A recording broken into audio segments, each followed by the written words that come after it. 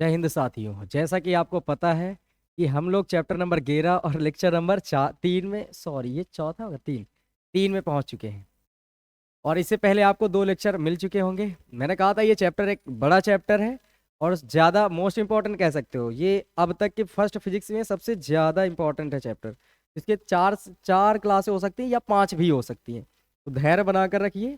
आज क्या पढ़ना है इस वीडियो में ये पहले ही लिखा है, तो आपको सोचने की जरूरत नहीं। आप इधर एक एक करके चीजें देख लीजिए। सबसे पहले आज हम पढ़ेंगे प्रतिघात के प्रकार।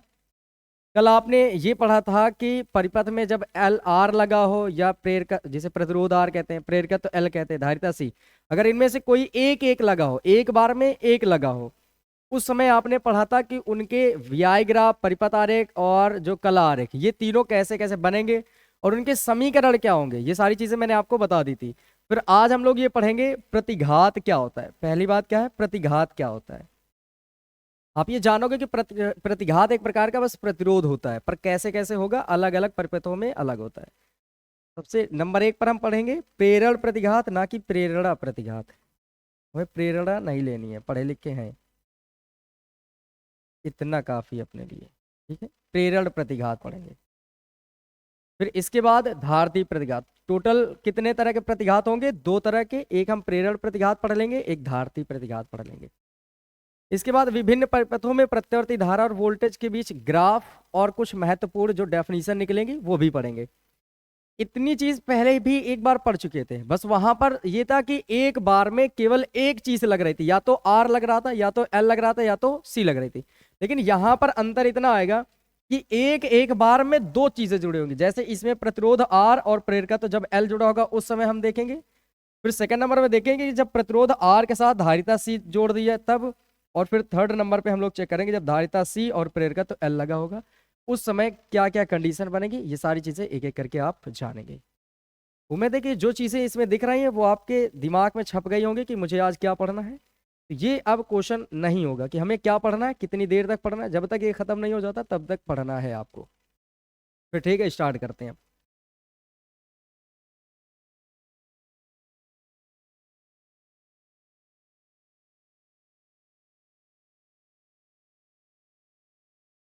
यहाँ पर ये चीजें पढ़नी है। सबसे पहले नंबर पे आपको पढ़ना है प्रेरण प्रतिघात। क्यों प्रेरणा प्रतिघात आ रहा है इसमें, क्यों?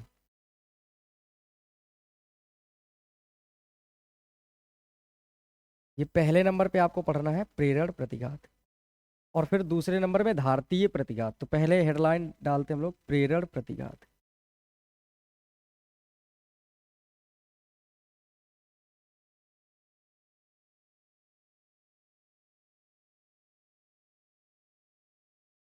अच्छा, ये प्रेरण शब्द सुनने के बाद आपके दिमाग में ये आना चाहिए प्रेरकत्व।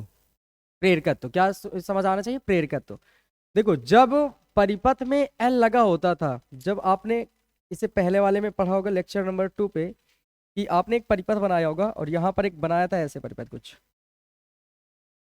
ऐसे करके एक कुंडली बनाई थी यहाँ पर। ये जब एल लगा था, तो जब परिपथ में केवल शुद्ध प्रेरकत्व एल लगा होता है तो वहां पर प्रतिरोध तो होना ही होना है भाई। कुंडली का प्रतिरोध होगा, कुंडली के कारण प्रतिरोध होगा, हाँ होगा। इस प्रतिरोध, इस एल के कारण जो प्रतिरोध बनता है उस प्रतिरोध का नाम होता है प्रेरण प्रतिघात। कुल मिलाकर एक बात समझे, ये प्रेरकत्व है। प्रेरकत्व का जो मात्रक होता है वो हेनरी होता है। क्या होता है बोलो? हेनरी। अगर इस हेनरी को ओम में कन्वर्ट कर दें, किसमें करना है आपको? ओम में। तो हेनरी का जो ओम में परिवर्तित मान आएगा उसी का नाम होता है प्रेरण प्रतिघात। क्या नाम हो जाता है? प्रेरण प्रतिघात। हेनरी का ओम में परिवर्तित मान क्या कहलाएगा बोलो? प्रेरण प्रतिघात। सब समझ जाएंगे? तो बस यही चीजें मुझे लिखनी थी, मैं इधर डेफिनेशन लिख देता हूं इसकी। हेनरी का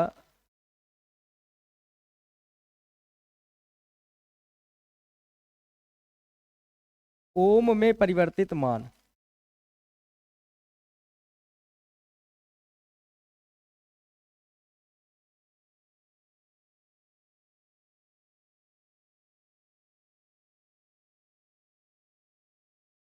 मान ही प्रेरण प्रतिघात कहलाता है।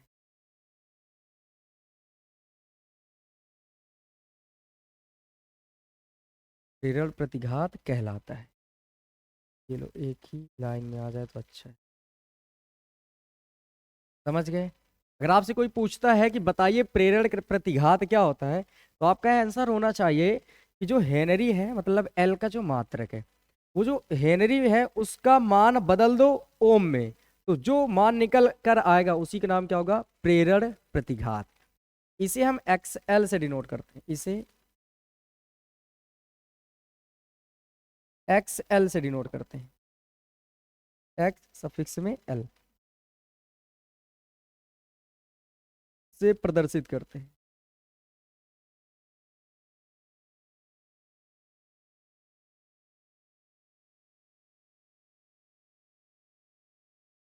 ये इस तरह से ये कंप्लीट हो जाएगा। आपको बताना है हेनरी का जो ओम में परिवर्तित मान है वो क्या कहलाएगा? प्रेरण प्रतिघात। किससे डिनोट करते हैं? एक्स से एल से। किससे डिनोट करेंगे? एक्स एल से। इसका फॉर्मूला आप सीखिए इधर जरा। एक्स एल बराबर होता है ओमेगा एल। याद रखेंगे इस बात को, ओमेगा एल। अच्छा बताओ, अब इसका मैं मात्रक आपसे पूछ लूं एक्स एल का, तो आप आंसर क्या देंगे बताओ? ये छिपा है इसी हेडलाइन में, खुद समझो। हेनरी का ओम में परिवर्तित, किसमें? ओम में परिवर्तित मान ही क्या कहलाता है? प्रेरण प्रतिघात। मतलब जो प्रेरण प्रतिघात होगा उसका मात्रक क्या होगा? ओम होगा। होगा कि नहीं होगा? तो कुल मिलाकर ये एक प्रतिरोध हुआ कि नहीं एक प्रकार का? तो इसका मात्रक क्या होता है बोलो? ओम होता है। बस ये बातें याद रखना। अगर मात्रक ओम होता है तो जो वीमा होगी वो भी प्रतिरोध की वीमा आएगी। अगर जरूरत पड़ती है तो प्रतिरोध की वीमा आप यहाँ पर लिख सकते हैं। आगे सुनिए जरा, क्या आप यहीं से एक चीज और लिख सकते हैं क्या? ओमेगा बराबर 2 पाई एफ पढ़ाया था आपको, तो यहां से अगर आप चाहो तो आगे इसी के बराबर में मैं लिख दूं। बराबर में आप लिख सकते हैं 2 पाई एफ। ओमेगा बराबर क्या होता है? 2 पाई एफ।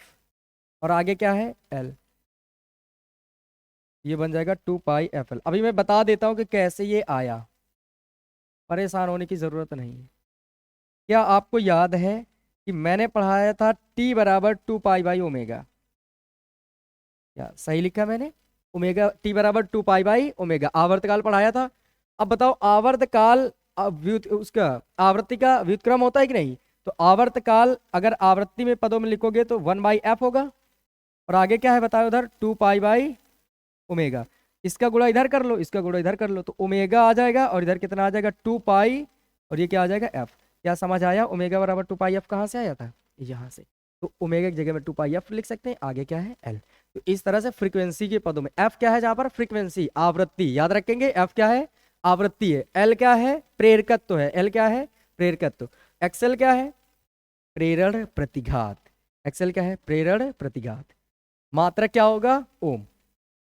अब आते हैं अगली हेडलाइन पर। अगली हेडलाइन धारती प्रतिघात।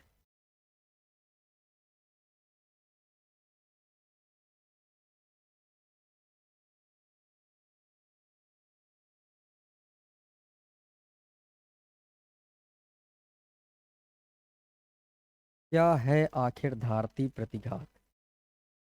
सीखेंगे अब आप। अच्छा बताओ, प्रेरण का मात्रक, प्रेरण से क्या समझा था बताओ? प्रेरकत्व। प्रेरकत्व का मात्रक क्या था वहां पर? हेनरी। तो हेनरी का मात्रक किस में बदलना था? ओम में।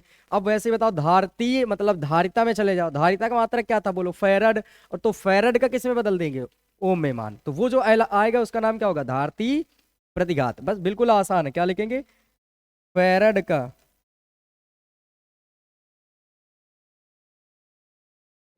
ओम में परिवर्तित मान। ओम में परिवर्तित मान, मान ही भारतीय प्रतिघात कहलाता है। भारतीय प्रतिघात कहलाता है।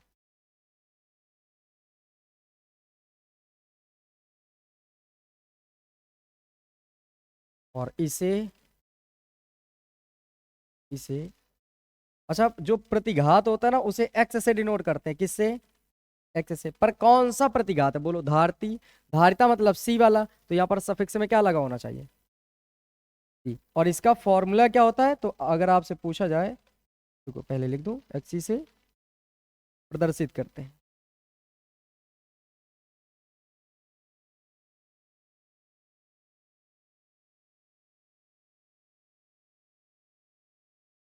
अब लिखते हैं फॉर्मूला इसका।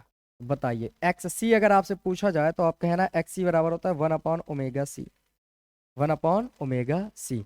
अगर इसी को और बराबर करके लिखना चाहो तो 1/ओमेगा की वैल्यू क्या लिख सकते हो फ्रीक्वेंसी के पदों में, बताओ, 2πf, और आगे क्या है बोलो, सी। तो इस तरह से ये बन के तैयार हो जाएगा आपके पास फॉर्मूला। दोनों का ही मात्रक क्या होगा बोलो, ओम, चाहे एक्स सी हो चाहे एक्स एल हो। ये लो। बताओ ये समझ आ गया। हमें कैसे पता करना है, इससे पता करना है। प्रेरण का मतलब प्रेरकत्व में चले जाएंगे, और प्रेरकत्व का मात्रक क्या होता है, हेनरी। वो चाहे अन्योन प्रेरकत्व हो चाहे फिर स्वप्रेरकत्व हो। तो यहां पर आपको स्वप्रेरकत्व याद रखना है, ठीक है, क्योंकि यहाँ पर परिपथ में एल की बात हुई है, एम की बात नहीं, एल की। तो यहाँ पर सुनना, जब प्रेरण का है तो प्रेरण वाले में चले जाएंगे, और प्रेरकत्व को याद रखेंगे, वो भी स्वप्रेरकत्व। अब उसे एल से डिनोट करते थे, उसका मात्रक क्या हुआ करता था, हेनरी। तो बस याद रखना, प्रेरण गए, हेनरी मात्रक मिला था, हेनरी को किस में बदलना है, ओम में। हेनरी को किस में बदलना है आपको, ओम में।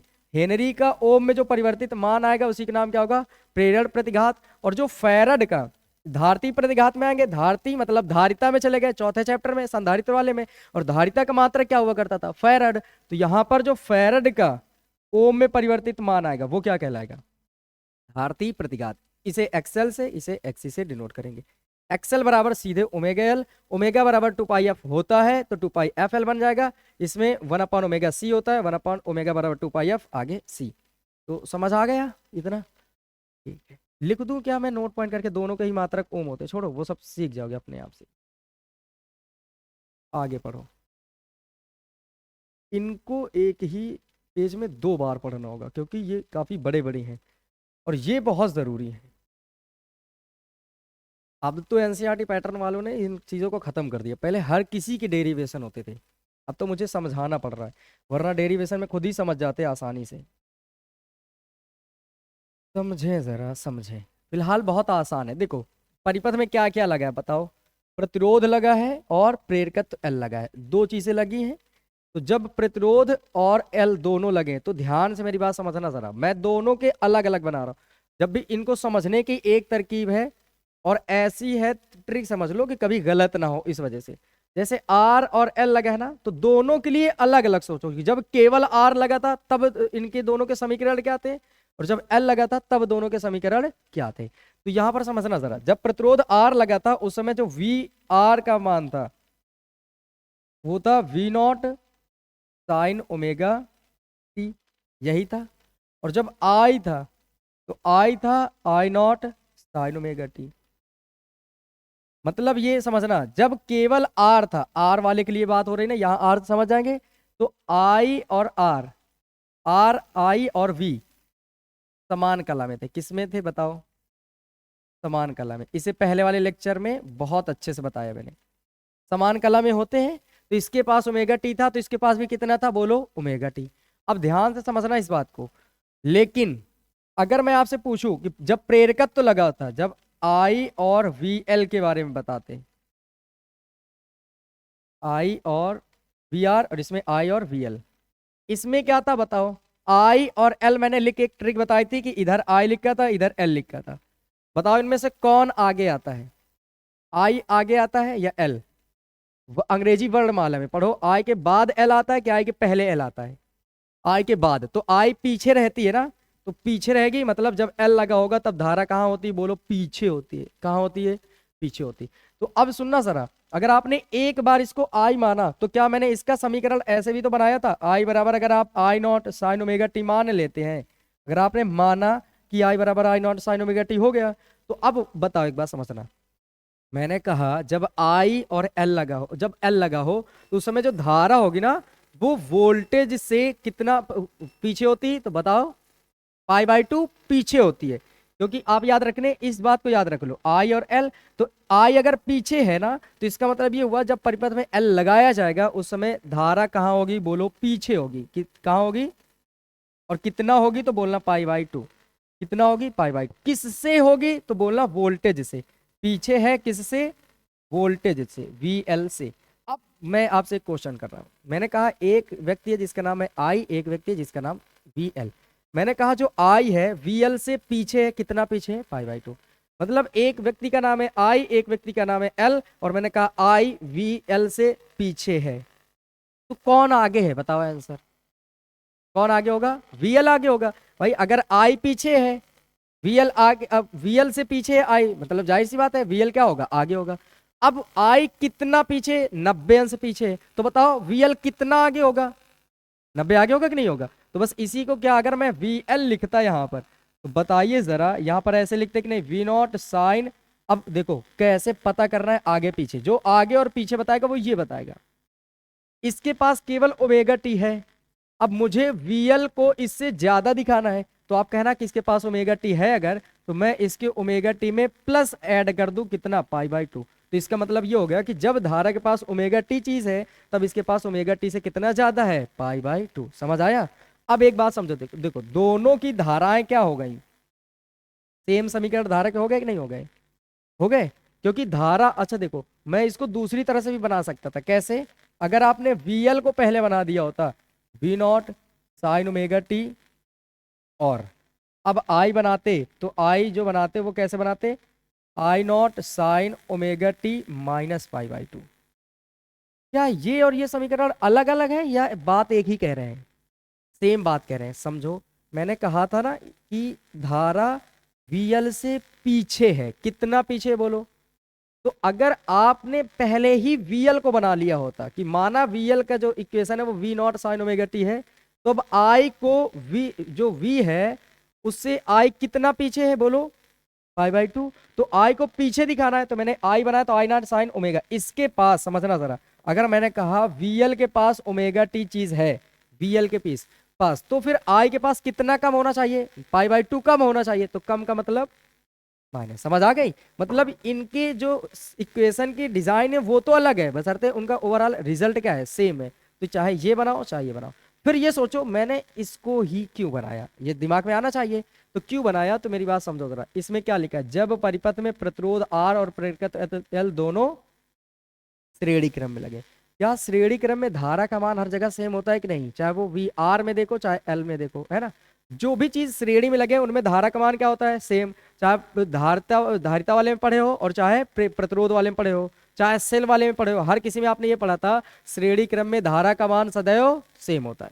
तो बताओ अगर मैं इसमें वी आर वाले में ये इक्वेशन लेता और वी एल वाले में ये इक्वेशन लेता, तो इन इक्वेशन में भी देखो कुछ अंतर नजर आ जाता कि नहीं आ जाता, है ना। तो इसका मतलब ये हुआ कि इसमें और इसमें पाई बाई टू का अंतर आप दिखा रहे हैं, तो ये गलत हो जाती कि नहीं इक्वेशन।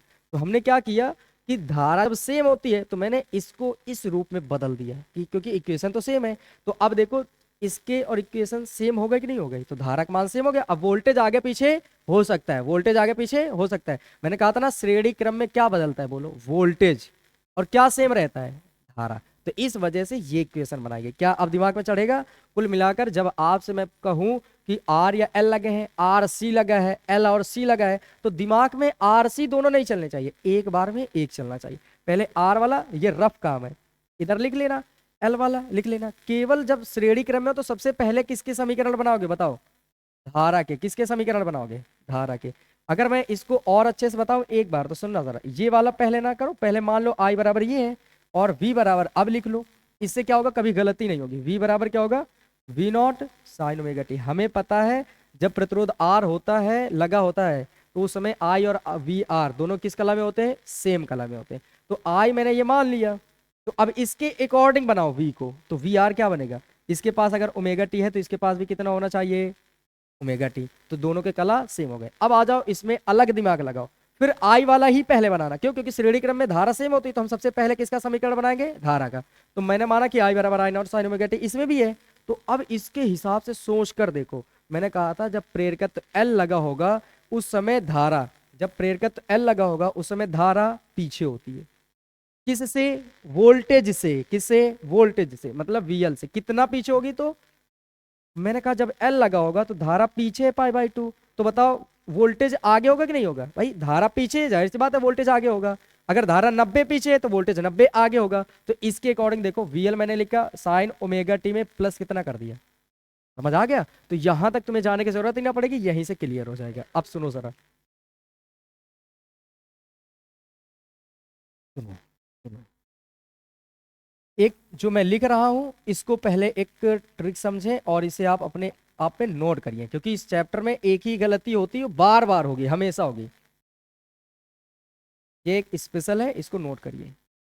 क्या करना है, जब अपने पास आई हो, आई के साथ में आर लगा हो, ठीक है, जब आई हो और जब एल लगा हो, जब आई हो और जब सी लगा हो। अब सुनना जरा, बस इतनी बातें याद रखो। इस समय इस कंडीशन में आई और वी आर दोनों सेम कला में होंगे। आई और जब आर लगा होने पर वोल्टेज का नाम होगा वी आर, समान कला में होंगे। किस में होंगे? समान कला। अब यहां से अपने पास ट्रिक स्टार्ट होगी। अगर मैं आपसे पूछूं कि इन दोनों में से बस मुझे बताओ, आई और एल में कौन अंग्रेजी वर्णमाला में पहले आता है? आई पहले आता है कि एल पहले आता है? आई। मतलब अब अगर इनको अक्षर को ऐसे रखोगे तो पीछे रहेगा आई और आगे क्या रहेगा? एल। मतलब ये हुआ आई कहाँ है, बस बोलो, पीछे है ना। तो बस हमें इतनी बात याद रखना है, जब एल लगा होगा उस समय जो आई होती है इस परिपथ के वोल्टेज मतलब वीएल से, आई वीएल से पाई बाई टू पीछे होगी, पीछे होगी। या इसी भाषा को कैसे लिख सकते हो, या करके इसी को लिख सकते हो आप, इसी को लिख सकते हो। क्या लिखेंगे हम लोग? जो वीएल होगा आई से पाई बाई टू आगे होगा, आगे होगा। अब आते हैं इसमें, और इसको आराम से समझो जरा। मैंने कहा आई और सी में बताओ, आई आगे आता है सी, आई के बाद पहले कौन आता है, आई या फिर सी? तो सी आता है, तो पहले यहाँ सी, फिर D E F G H, ऐसे कहीं मिलेगा आई। तो सी पीछे होता है कि नहीं? पीछे होता है। और आई कहाँ होता है, जल्दी बोलो? आगे। सी और आई में अंग्रेजी वर्णमाला में आगे कौन होता है? आई। तो बस हमें आई को ही देखना है। इसका मतलब जब परिपथ में सी लगा होगा धारिता, उस समय धारा क्या होती, बोलो? आगे होती है। किससे? वीसी से, वोल्टेज से। तो हम इस कंडीशन में क्या लिखेंगे? इस कंडीशन में लिखेंगे हम लोग, जो आई है वो वीसी से पाई बाई टू आगे होती है, आगे होती है। या फिर इसी को हम लिखेंगे या करके, इसी को लिख लेंगे हम लोग, जो वीसी है वो आई से पाई बाई टू पीछे होगी।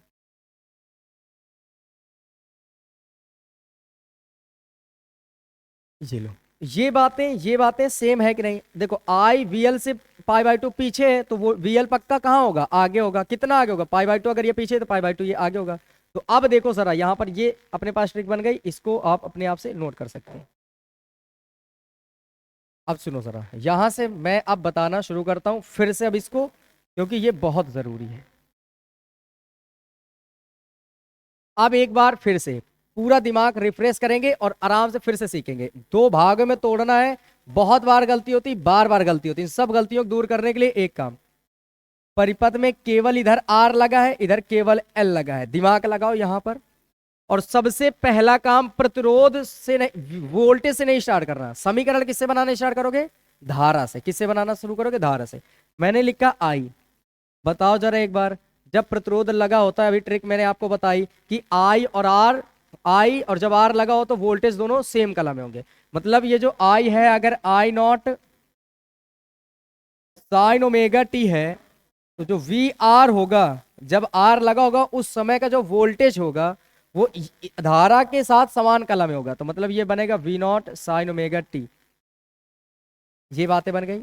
अगर मैं इधर बात करता हूं, तो अगर मैंने कहा इधर धारा का नाम आई बराबर आई नॉट साइन ओमेगा टी है, तो बताओ जरा, मैंने कहा था कि मेरे दोस्त ये जो एल लगा होता है इस समय धारा वोल्टेज से पीछे होती है, धारा वोल्टेज से पीछे होती है।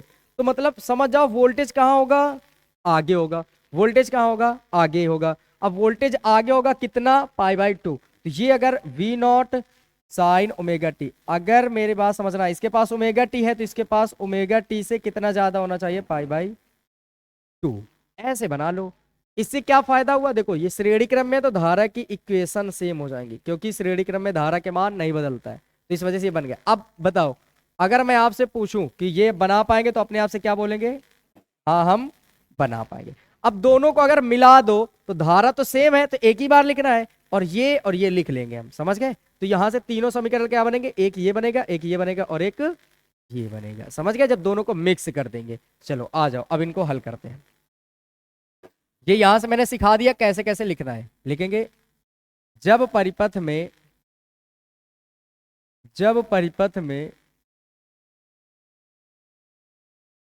प्रतिरोध R और प्रेरकत्व L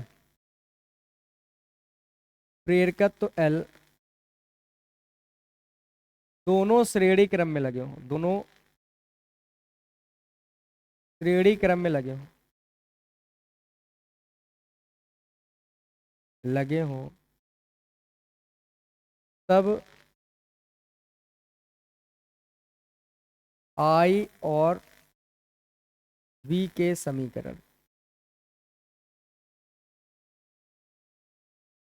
अब देखो एक एक करके समीकरण लिखते चलेंगे हम लोग। जो I होगा वो किस रूप का बना होगा बताओ? I बराबर बना होगा अपने पास I not sine omega t, ये बना लिया। अगर मैं बात करता हूं वी आर की, तो बताओ आई के अकॉर्डिंग बताओ, जब आर लगा होता है तो ये और ये दोनों सेम कला में होते हैं, मतलब अगर इसके पास ओमेगा टी तो इसके पास भी आगे ओमेगा टी होगा, साइन ओमेगा टी। तो जब बात करेंगे वीएल की तो यहीं से बताओ सोचकर, जब धारा धारा के साथ जब केवल एल लगा होता है उस समय धारा वोल्टेज से पीछे होती है, धारा पीछे होती है मतलब वोल्टेज आगे होता है, कितना? तो पाई बाई टू। तो हम इसके अकॉर्डिंग हम पाई बाई टू इसको आगे रखेंगे, तो ये बना लेंगे वी नॉट साइन और omega T plus pi by to. देखो बन गए। ऐसे इस तरह से बनाते हैं, हमेशा किससे रिलेट करेंगे? धारा से ही बनाएंगे हर बार। अब सुनो जरा, तीनों चीजें एक एक करके पढ़नी है आपको। सबसे पहले क्या पढ़ेंगे? परिपथ आरेख। फर्स्ट नंबर हेडलाइन अब पढ़ना है आपको, परिपथ आरेख।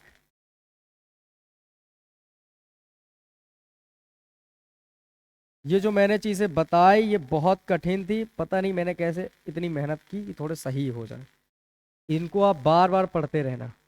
यहाँ पर सबसे पहला काम क्या है? परिपथ आरेख बनाना। परिपथ में हमें क्या क्या जोड़ना है बोलो? प्रतिरोध और प्रेरकत्व। तो मैंने ऐसे बनाया, ये ये मैंने जोड़ा प्रतिरोध, फिर एल मतलब प्रेरकत्व, कुंडली जोड़ दो, ये जोड़ दी गई कुंडली, ये दोनों चीज जुड़ गई। और यहां पर क्या बना देंगे? एक प्रत्यावर्ती स्रोत, और ये डिजाइन दे देंगे प्रत्यावर्ती। अब इसका नाम क्या है बोलो? इसका नाम होगा आर और इसका नाम है एल। और अगर मैं बात करता हूं इसके सिरों के बीच वोल्टेज की, तो इसके सिरों के बीच का जो वोल्टेज होगा उसका नाम होगा वी आर, और जो इसके सिरों का वोल्टेज है वो होगा वी एल। और जो यहाँ का होगा ये परिपथ के स्रोत का है, ये होगा वी बराबर we naught sine omega t, इसको लिख सकते हैं। ठीक है, अब यहाँ पर सुनेंगे, ध्यान से समझेंगे, और क्या होगा ये एक एक करके आप समझते चलेंगे। ये परिपथ आरेख कंप्लीट। सबसे पहला काम परिपथ आरेख बनाना, बस इतना दिखा देना, इसके सिरों का वी आर, इसके सिरों का वी एल, और इनका ओवरऑल जो परिणामी आएगा वो वी बराबर किस रूप का है? V naught sine omega t के रूप का। किस रूप का होगा? वी बराबर we naught sine omega t के रूप का। अब यहाँ पर बातें आपको समझनी है, अगला आपको क्या लिखना है वो सीखिए। परिपथ आरेख के बाद हम लोग वी आई आरेख बनाते हैं। यहाँ पर बनाएंगे वी आई आरेख या वी आई ग्राफ। इनको सीखना बहुत जरूरी है। ग्राफ आते हैं और बहुत बार पूछे गए और कंफ्यूजन बहुत बड़ी होती है, पर यहाँ जो मैं बता रहा हूं इससे कंफ्यूजन नहीं होगी। ये आपने ऐसे बना लिया, सुनना जरा ध्यान से। ये आपने कहा कि ये टाइम की है डायरेक्शन, टाइम ऐसे बढ़ रहा है, ये ओ की डायरेक्शन। मैं पूछूंगा ऊपर चलोगे जीरो से तो ये पॉजिटिव मिलेगा, नीचे चलोगे तो निगेटिव मिलेगा। इतनी बातें मैंने इससे पहले वाले लेक्चर में भी बता दी थी, वहां पर चित्र भी बनाया था मैंने। अब मैं आपसे पूछता हूं, आप पहले किसका बनाएंगे, जिसका मन हो उसका एक ग्राफ बना दीजिए, चाहे बोलो आई का बनाओ या वी आर का बनाओ, जिसका बनाना हो। मान लो मैंने कहा आई का बना दे रहे हैं, तो मैंने कहा आई यहां से स्टार्ट हो रहा है और कुछ यूं जा रहा है, जाने दो ऐसे। बताओ यहां पर कितना होगा एंगल, यहां पर कितना होगा, यहां पर कितना होगा, यहां पर कितना होगा। तो मैंने ये बातें समझाई थी कि इनमें कुछ कठिन नहीं होता, यहाँ पर समझना है कि यहाँ तो जीरो होता है और यहाँ पर पाई होता है। यहाँ पर कितना होता है बोलिए, पाई। ये लो मैं इधर बना दूं पाई, इधर अच्छा बताओ, इधर जीरो इधर पाई, तो इधर कितना आ जाएगा बोलो, पाई बाई टू, इधर पाई बाई टू, इधर टू पाई होता है। अगर इधर टू पाई तो इधर पाई और टू पाई के बीच में क्या आता है, 3 पाई बाई 2। अरे ये देखो 90, 180 के बाद 270, 270 के बाद 360, 270 को हम लिखते हैं 3 पाई बाई 2। कैसे, पाई बाई 2 का मतलब 90, 9 तरीके 27, 270, समझ गए। तो ऐसे बन गया। अब यहां से ये आपने जो ग्रीन वाला ग्राफ बनाया है, इसको क्या नाम देंगे, तो आप कहना ये जो ग्रीन वाला है ना, इसको मैंने नाम दे दिया है, किसका बनाया है बोलो, धारा का। तो आई बराबर बन गया है आई नॉट साइन ओमेगा टी, इतना बना लिया।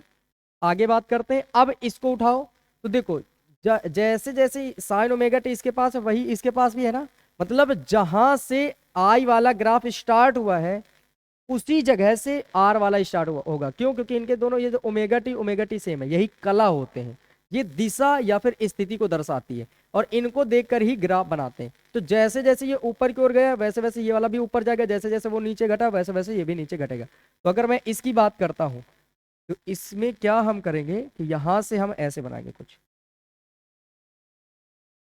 ऐसे ऐसे।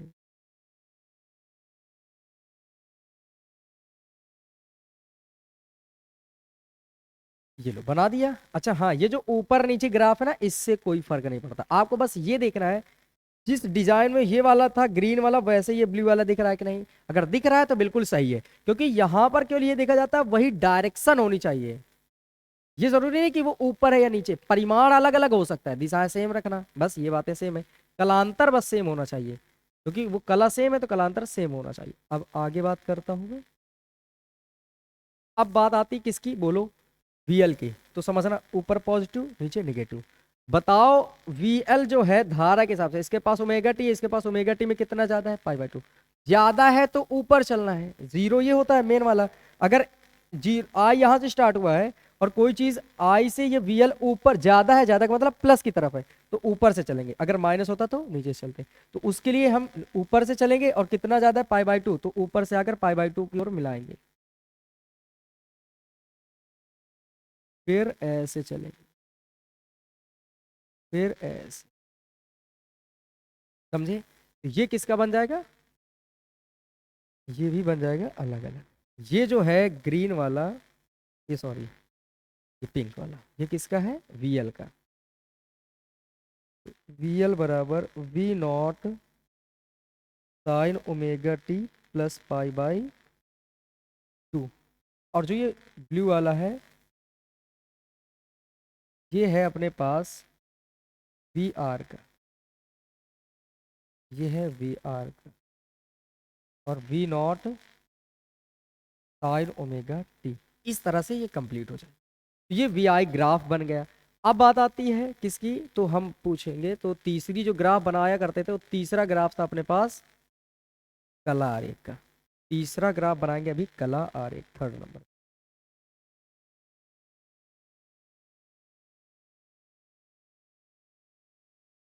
कला आरेख, और कला आरेख से ही यहां से डेरिवेशन हल होने शुरू हो जाएंगे, क्योंकि कला आरेख ही इसमें महत्वपूर्ण है। सुनिए जरा, हम एक लाइन ऐसे खींचेंगे जैसे अभी खींचे हैं, और ऐसे इसको खींच लेंगे। अब सुनना जरा ध्यान से, बड़े आराम से।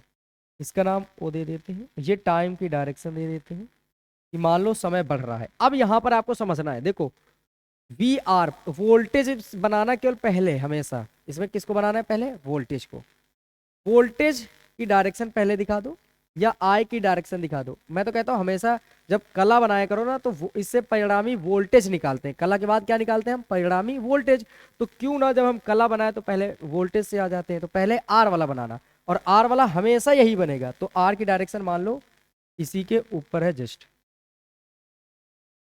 ये मैंने कहा ये है आर की डायरेक्शन। आप कहना है ये है आर की डायरेक्शन। ये डायरेक्शन किसकी है बोलो? वी आर की। किसकी? वी आर की। ये मैंने माना कि जो ओमेगा टी है ना उसकी डायरेक्शन ये है। तो बताओ अगर ये वी आर की डायरेक्शन है तो आई की डायरेक्शन भी यही होगी। तो इसी में एरो और बढ़ा करके इधर एरो बना देना और यहाँ पर लिख देना आई। तो वी आर और आई वाले दोनों सेम डायरेक्शन में हो गए। अब इसको देखो जरा, वी एल जो है चाहे वी आर से देख लो चाहे आई से देख लो, कितना ज्यादा है? पाई/2 ज्यादा है। मतलब जो डायरेक्शन आई की है उससे पाई/2 ज्यादा होगा कौन? वीएल। तो अगर मैं कह रहा हूं आई इधर जा रहे तो वीएल का मान किधर होना चाहिए? ऊपर। इससे 90 डिग्री ज्यादा, ज्यादा का मतलब ऊपर की ओर। तो ऐसे होगा कि नहीं होगा? तो जो वीएल की डायरेक्शन है वो ऊपर की ओर होगी और कुछ यूं होगी।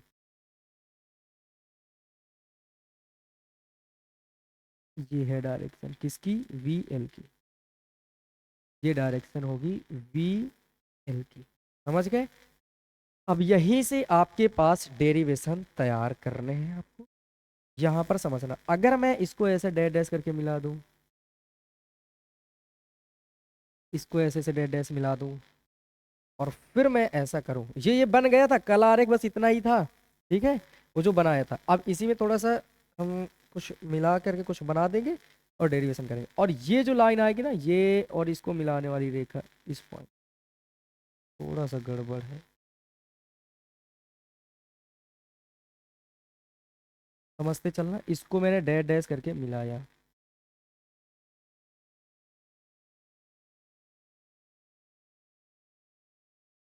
और यहां से अब आपको इसको मिला देना है।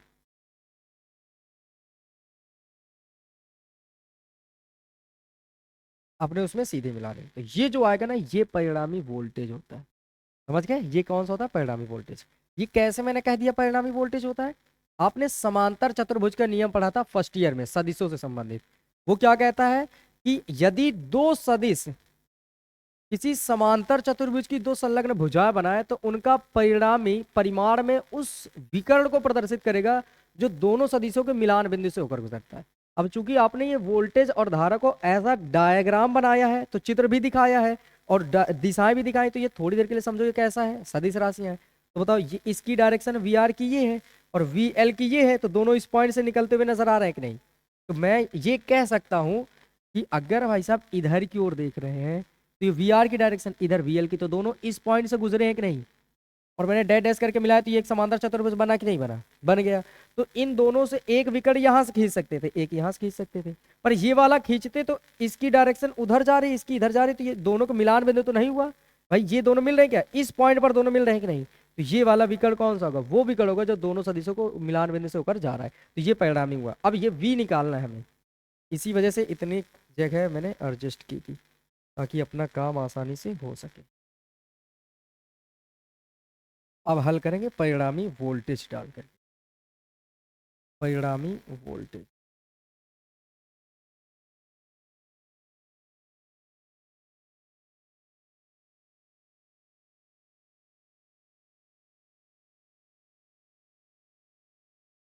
सुने जरा, हमें पता है कि V का जो फॉर्मूला बनेगा वो बनेगा v r square plus v l square plus 2 VR VL cos theta. अब ये मैंने कैसे बना दिया? तो आपको ये पता होना चाहिए, समांतर चतुर्भुज का नियम ही ये कहता है कि अगर दो सदिश P वेक्टर और Q वेक्टर हो, दो सदिश P वेक्टर और Q वेक्टर हो, तो उनका परिणामी जो आएगा PQ, वो फॉर्मूला बनाया करता था P square plus Q square plus 2PQ cos theta. समझ गए बातें? मतलब जो सदिश हैं उनका वर्ग करते चले जाओ और उनके साथ कॉस थीटा ले लो। तो ऐसे बनाओ। तो अगर एक अपने पास एक सदिश P की जगह मान लो वी आर है और दूसरे की जगह वी एल है, तो एक की जगह वी आर, एक की जगह v l, v r v l, v r v l, v r v l cos theta. समझ गए? ऐसे बनाएगा। अब ये आपको समझना है कि क्या मैं थीटा की वैल्यू 90 डिग्री यहाँ पर यूज कर सकता हूँ? बताओ। थीटा किन के बीच का कोण है? बोलो। वी आर और वी एल के। वी आर की डायरेक्शन ये, वी एल की डायरेक्शन ये। क्या एंगल 90 डिग्री नजर आ गया? ये है 90 डिग्री। तो रखो जरा, v बराबर क्या बनेगा अपने पास? वी आर का स्क्वायर प्लस वी एल का square plus 2 VRVL cos 90। Cos 90 की वैल्यू कितनी होती है जल्दी से बता दो मुझे। 0 होती है। तो वी आर का स्क्वायर और ये वी एल का स्क्वायर, वी आर का स्क्वायर, वी एल का स्क्वायर, ये पूरा 0 हो गया, छोड़ दो, है ना। 0 से गुणा 0। अब देखो यहाँ पर समझना, v बराबर, बताओ वी आर बराबर आई आर बनाओगे कि नहीं बनाओगे? क्योंकि जब आर होगा तो प्रतिरोध आर होगा। पर जब ये वी एल की बात होगी तो बताओ आई तो रहेगा और एक्स एल आ जाएगा, क्योंकि जब एल होता था वहां पर प्रतिरोध का नाम प्रेरण प्रतिघात होता था। अभी पीछे पढ़ा क्या है ना। तो यहाँ पर वी एल, अब दोनों का स्क्वायर लगा था तो आई स्क्वायर इधर भी करो, और स्क्वायर करो, आई स्क्वायर करो, एक्स एल स्क्वायर करो। समझ गए? अब दोनों से मैंने क्या किया, आई स्क्वायर कर लिया कॉमन। तो जैसे ही आप करेंगे कॉमन आई स्क्वायर, तो अंदर बचेगा आपके पास आर का स्क्वायर प्लस एक्स एल का स्क्वायर। आई स्क्वायर से आई आ जाएगा बाहर और इधर बन जाएगा under root are square plus x l का स्क्वायर। आई आ जाएगा डिवाइड में, तो वी बाई आई, और इधर बच जाएगा r square plus x l का स्क्वायर। इस चीज को बड़े ध्यान से देखो जरा, और आपको पता चलेगा कुछ चीज हम पा जाएंगे इसको देखते हुए। क्या आपको ऐसा नहीं समझ आ रहा कि जो इधर चीज v बटे आई लिखी, ये ओम के नियम है ना, v बटे आई। तो ओम के नियम में सोच कर देखो, v बटे आई बराबर आर हुआ करता था कि नहीं? पर यहाँ केवल आर नहीं है। क्यों? क्योंकि यहाँ पर आर के साथ साथ कुंडली का प्रतिरोध एल भी है ना, तो जिसे एक्सएल कहते हैं। तो ओम के नियम से यहाँ पर आप तुलना तो करेंगे, बशर्ते लिखेंगे थोड़ी सी बात अलग। इसका नाम मैं समीकरण ए देता हूँ, समीकरण ए। आप सुनना जरा, समीकरण ए की तुलना, समीकरण ए की तुलना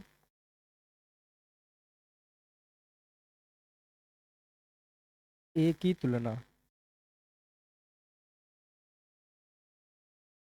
ओम के नियम से करने पर, ओम के नियम से करने पर हम पाते हैं कि अंडर रूट में इसको लिखो r square plus x l square परिपथ का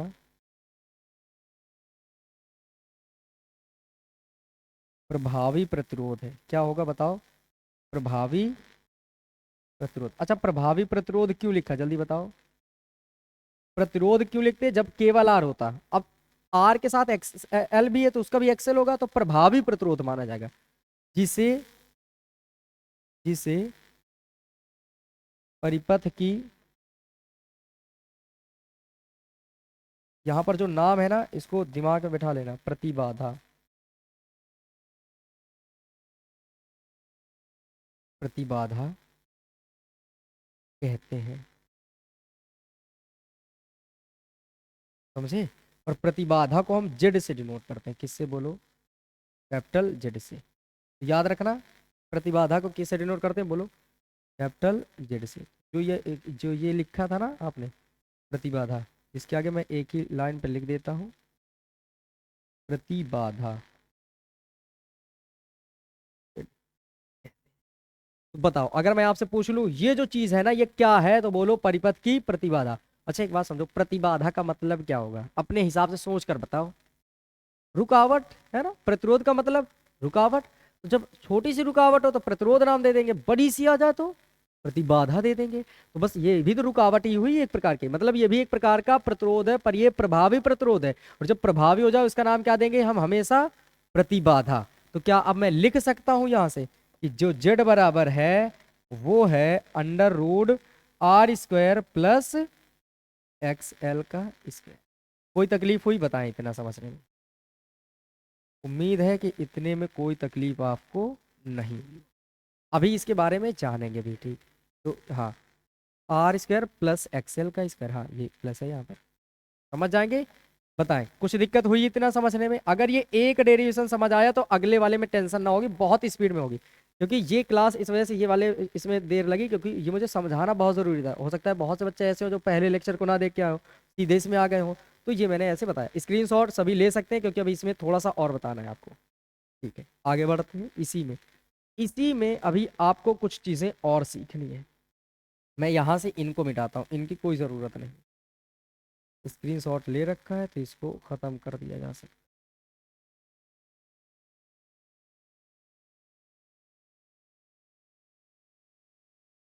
अगर आपसे कोई पूछे कि मुझे बस इतना बता दो प्रतिबाधा क्या होती है, सबसे पहले नंबर पे आपको पढ़ना है प्रतिबाधा।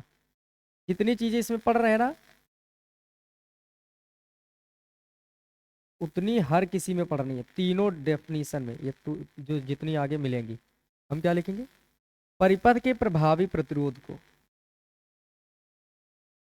परिपथ के प्रभावी प्रतिरोध को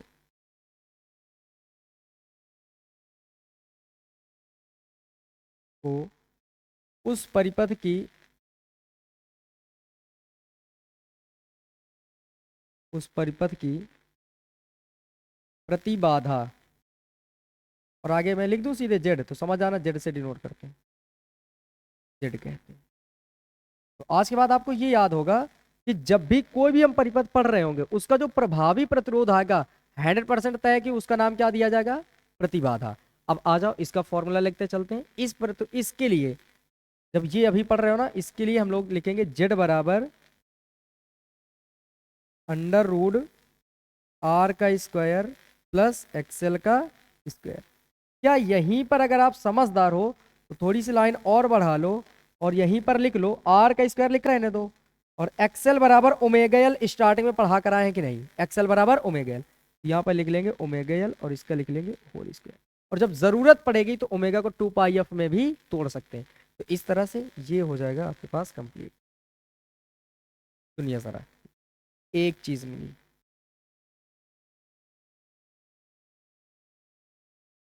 दूसरी बात आपको क्या पढ़नी है इसी में, दूसरी डेफिनेशन आपको पढ़नी है शक्ति गुणांक।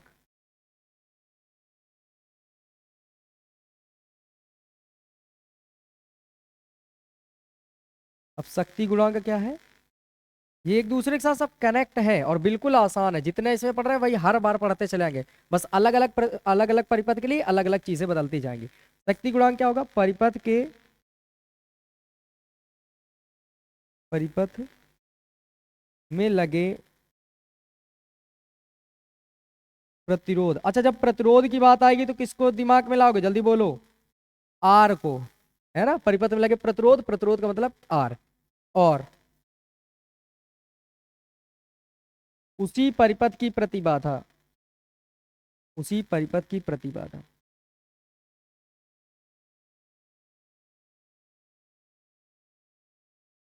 प्रतिबाधा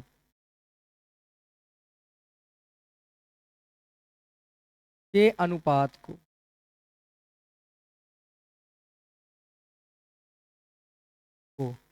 परिपथ में लगे प्रतिरोध आर और उसी परिपथ में लगे प्रतिबाधा के अनुपात को उस परिपथ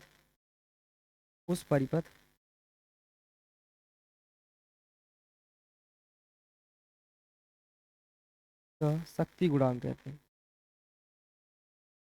शक्ति गुणांक, और मैं शॉर्ट में इसी में लिख दे रहा हूँ क्योंकि लाइनें कम है, जगह कम है। और इसको हम कॉस फाई से डिनोट करते हैं, पूरा कॉस फाई, फाई नहीं कॉस फाई, ठीक है, गुणांक कहते हैं। चलिए फिर इसको देखते हैं और हल करते हैं कि ये क्या बनेगा। अब ये इसका फॉर्मूला बनाना है आपको, तो बताओ कॉस फाई बराबर, आपने क्या कहा, क्या आपने कहा? जो आर आएगा और जो जेड आएगा इनका अनुपात ही तो कहलाएगा शक्ति गुणांक। देखो आर और प्रतिबाधा जेड। अब बताओ आर की वैल्यू तो आर ही होती है। इस परिपथ में, एल आर परिपथ में प्रतिबाधा क्या आई थी? Under root are square plus XL square, under root are square plus XL का स्क्वायर, बराबर में लिख सकते हो आर बटे में under root are square plus omega L का स्क्वायर।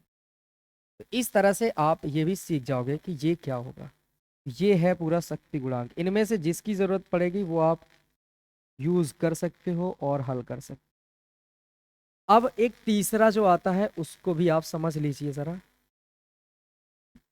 वो चित्र से बनेगा। चित्र मैं इसको मिटा दूं कहीं और मैं लिख दूं। चलो इसको मैं मिटाता हूँ, इधर की भी अब कोई ज़रूरत नहीं, तो नोट हो ही चुका है।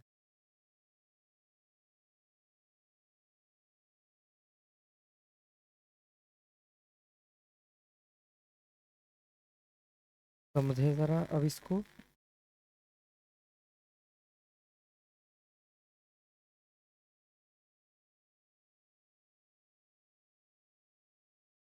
कलांतर के लिए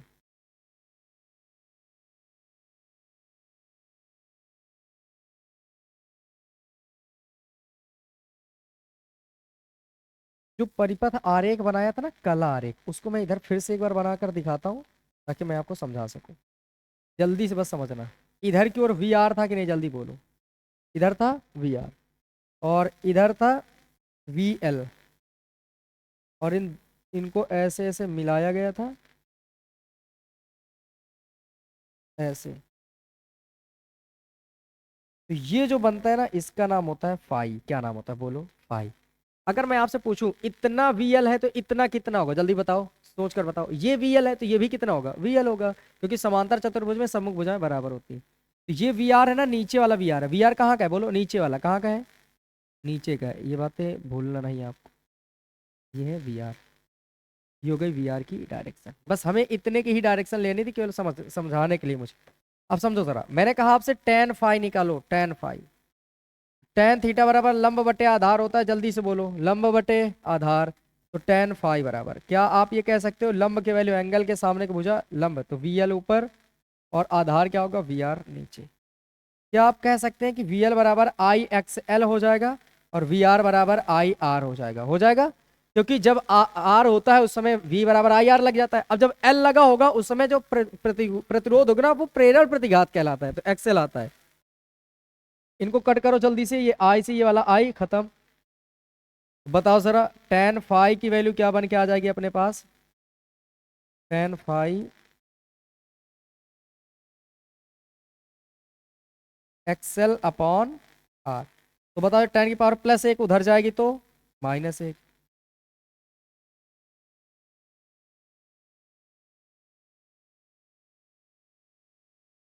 इस तरह से जब फाई की जरूरत पड़े तो आप फाई भी निकाल सकते हैं। इतनी चीजें हर एक डेरिवेशन में पढ़नी है। समझ आया? ये एक डेरिवेशन ऐसे कंप्लीट होता है। वो कहाँ तक पूछेगा मुझे नहीं पता, स्क्रीनशॉट ले फिर आगे बढ़ा जाए। ठीक है।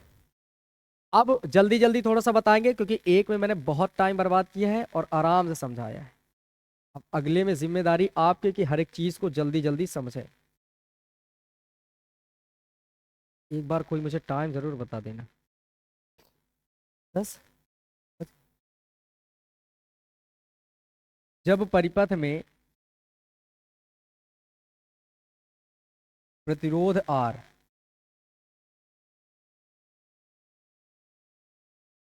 आर व धारिता सी दोनों श्रेणी क्रम में, दोनों श्रेणी क्रम में हो, में लगे हों, तब धारा आई और वी के समीकरण निम्नलिखित होंगे।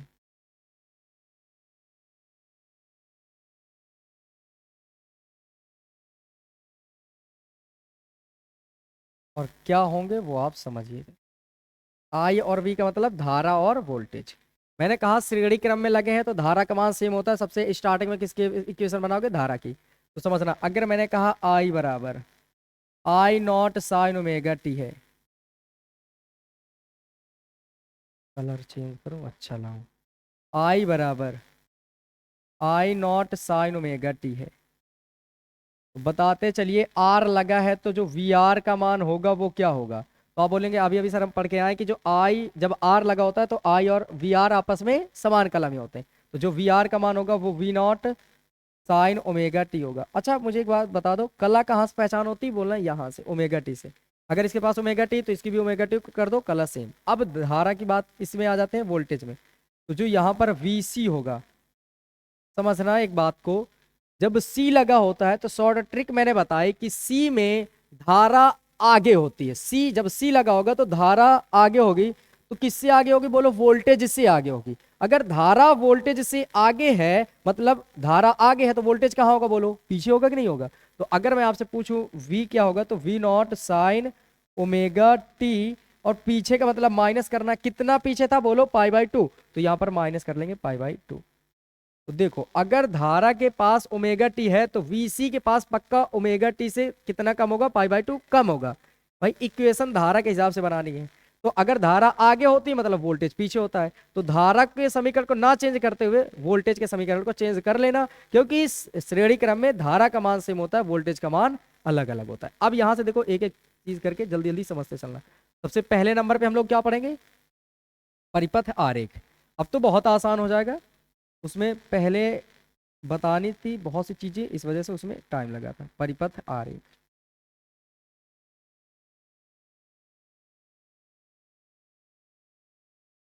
बनाते हैं, परिपथ आरेख। सबसे पहला काम हमें क्या क्या लगाना है, तो आर लगाना है और सी लगाना है।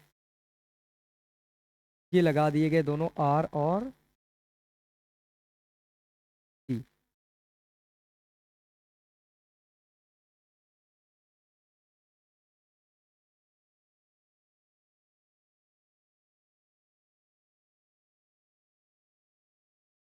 ये है आर और ये है सी। इसके सिरों के बीच का वोल्टेज अगर मैं आपसे पूछूं तो आप बता दीजिएगा कि इसके वोल्टेज सिरों का नाम वी आर होगा और इसके सिरों का नाम वी सी होगा। और ये परिणामी होगा, मतलब V बराबर V not sine omega t के रूप का ही होगा। आते हैं यहाँ पर, हल करते हैं जरा आगे। और दूसरे नंबर ये परिपथ आरेख बनकर आपके पास तैयार। अब बात करते हैं फर्स्ट नंबर पे, ये तैयार हो गया। सेकंड नंबर पर आप देखिए,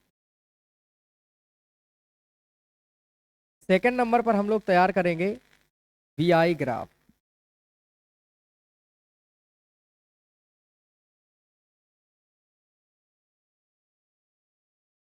VI ग्राफ के लिए आपको ध्यान में रखना है कि सबसे पहला काम, एक लाइन ऐसे खींचनी है आपको और एक लाइन ऐसे खींचनी है। और यहां से आपको किसी एक कलर को, पहले तो मैं ये करता हूँ, ये टाइम की डायरेक्शन दिखा देता हूँ, और ये मिड पॉइंट है O या 0 दिखा देता हूँ। यहां से अब आपको एक एक करके डायरेक्शन बनानी है। देखो यहां पर सबसे पहले काम, चाहे आई को बना लो चाहे वी आर को बना लो। मैंने कहा आई बना लो, तो ये जो साइन ओमेगा टी, तो अगर यहां पर ओमेगा टी है तो उसको ही पहले बना लो, चाहे इसको चाहे इसको। तो मैंने कहा ये मैं आई को बनाने की कोशिश कर रहा हूँ। ये मैंने किसको बनाया बताओ, आई को। ये जो येलो वाली इक्वेशन है, ये जो ग्राफ बना, ये आई का बना है। यहाँ लिखता हूं मैं आई बराबर, ऊपर की ओर लिखो, आई बराबर आई नॉट साइन ओमेगा टी। ये बातें याद रखना, आई बराबर आई नॉट साइन ओमेगा टी। फिर दूसरी बात, अब मैं कलर चेंज करता हूँ, दूसरा कलर लेने के बाद दूसरी को बनाता हूँ। फिर मैं इसको बनाता हूँ, तो जहां से जितना ओमेगा टी इसके पास है वही ओमेगा टी इसके पास है, मतलब जिस डायरेक्शन में ये जैसे गया वैसे वैसे ये भी जाएगा, बस परिमाण ऊपर नीचे हो सकता है, उससे कोई मतलब नहीं। हम यहीं से शुरू करेंगे, ऐसे ले जाएंगे, ऐसे निकाल देंगे, ऐसे।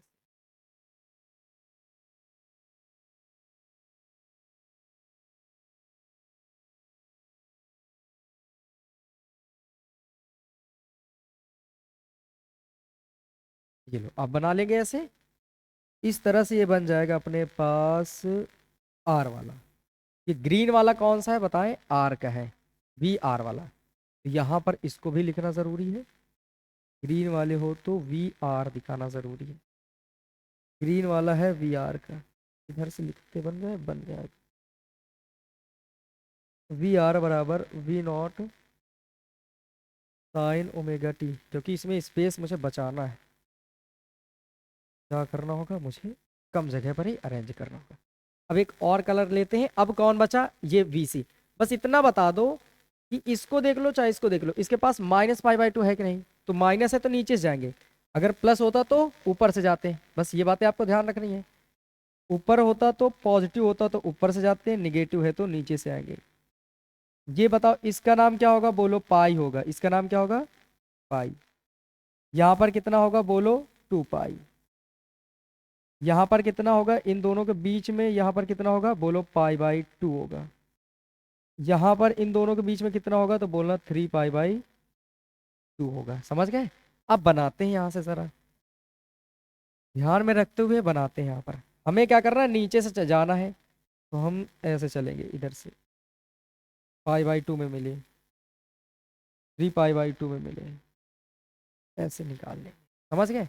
ये जो बन के आएगा, ये वाली जो इक्वेशन है, ये किसकी है, तो आप ये बताएंगे VC की है।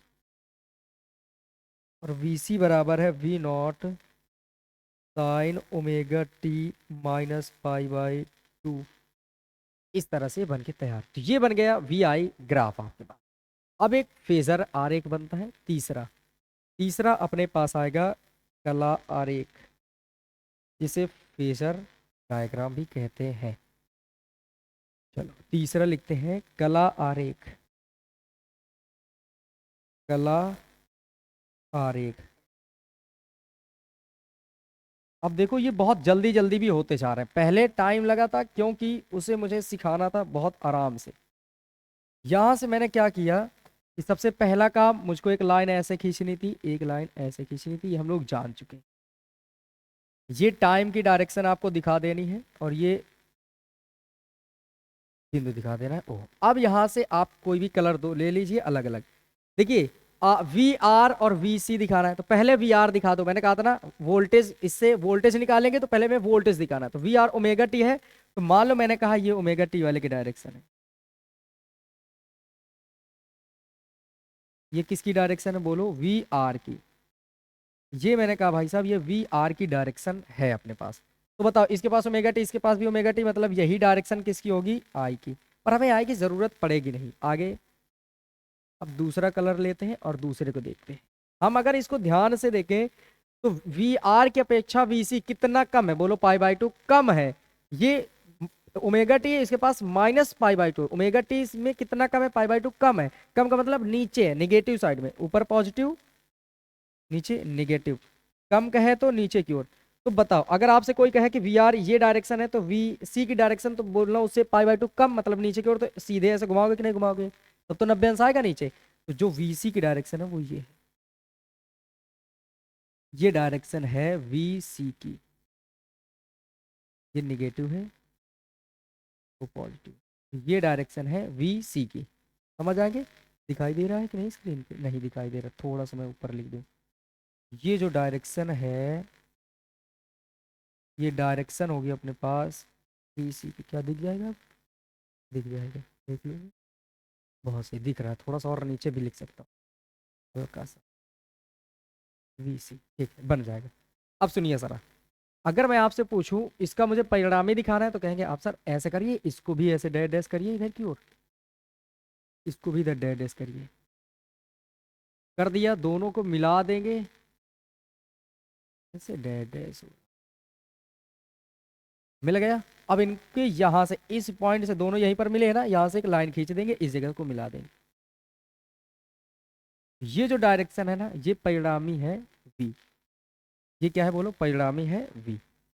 और इसी को आपको निकालना है, और ये कितना है कलांतर, बोलिए ये पाई। अब यहां पर आपको समझना है जरा कि ये कैसे निकालेंगे। यहां से अब आगे देखिए,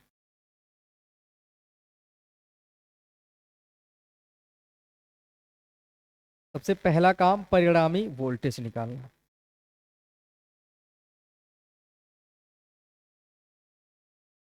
परिणामी वोल्टेज। अब थोड़ी चीजें आसान लगने लगी हैं।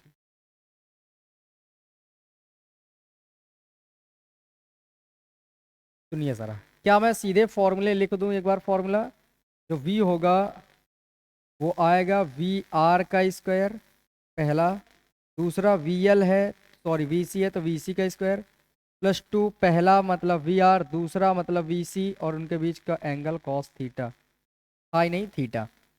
तो वी बराबर कितना आएगा अपने पास? अगर मैं आपसे पूछता हूँ तो आप कहेंगे ये वी आर का स्क्वायर है, ये वी सी का स्क्वायर है, और ये 2 VR VC और कॉस थीटा की वैल्यू 90 डिग्री लेंगे। क्यों लेंगे, इसका जवाब आप तुरंत अभी देख लीजिए। एंगल किसके बीच का लेना है बोलो? VR और VC की। VR की डायरेक्शन ये है, VC की डायरेक्शन ये, इन दोनों के बीच ये पूरा एंगल कितना है बोलो? 90 डिग्री हुई कि नहीं हुई? VR VC के बीच का तो 90 डिग्री आया। कॉस 90 की वैल्यू कितनी होती है बोलते जाएं? बोलिए 0 होगी। तो ये VR का स्क्वायर आएगा और ये VC का स्क्वायर आ जाएगा। समझ गए? और उससे कोई मतलब ही नहीं, वो 0 हो गया। अब अगर मैं आपसे पूछता हूँ V बराबर, तो आप कहेंगे सर देखिए VR है तो IR बनेगा, और अगर VC है तो IXC बनेगा। अब सर ऐसा करें, दोनों में स्क्वायर था तो इसमें भी स्क्वायर लगा लीजिए, इसमें भी लगा दें, इसमें भी लगा दें, और इसमें भी लगा दें। समझ गए ना? VR बराबर IR, VC बराबर IXC, दोनों में स्क्वायर तो दोनों में स्क्वायर करिए। तो V बराबर अंडर रूट, यहाँ से आई स्क्वायर कर लीजिए कॉमन, तो इससे बचेगा R स्क्वायर प्लस XL का स्क्वायर। तो बताओ यहाँ से आई आ जाएगा बाहर, तो अंडर रूट में बचेगा R स्क्वायर प्लस XL का स्क्वायर, तो आई आ जाएगा डिवाइड में, तो V बटे में आई, इधर आ जाएगा अंडर रूट, सॉरी ये XC चल रहा है यहाँ पर, VC है ना, तो यहाँ पर IXC आएगा, वरना सब कुछ गड़बड़ हो जाएगा। IXC है, तो ये R स्क्वायर प्लस XC का स्क्वायर बचेगा। अब ये बताइए ज़रा, इसी को मैं बॉक्स में बंद कर देता हूँ और फिर मैं आपसे पूछता हूँ, बताओ इससे क्या आप समझे? तो आप कहेंगे फिर से ओम का नियम की अगर तुलना करेंगे तो ये जेड बनेगा कि नहीं बनेगा? फिर से बनेगा ना। तो इस बार क्या मैं बार बार करूं? नहीं, मैं बार बार नहीं करने वाला, आप अपने आप से खुद करिएगा इस बात को। अब मैं क्या काम कर सकता हूं, मैं सीधे लिख सकता हूं, वो अपने अपने आप से लिख लीजिए। कहाँ से? ओम के नियम से तुलना करने पर, इसके नीचे का काम है ओम के नियम से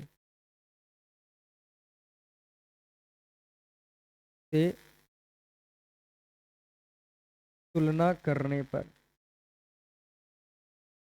और आगे ये चीज़ जो मैंने पीछे लिखाई थी वो पूरी लिखते चले आना, लिखते चले आना, लिखते चले आना, यहाँ तक चले जाना, यहाँ तक चले जाना, यहाँ तक चले जाना, फिर लास्ट में कहते हैं मिल जाएगा। फिर इसके बाद से मैं लिख देता हूँ कि जो ये जेड है ना, वही है ये under root R square plus XC का स्क्वायर।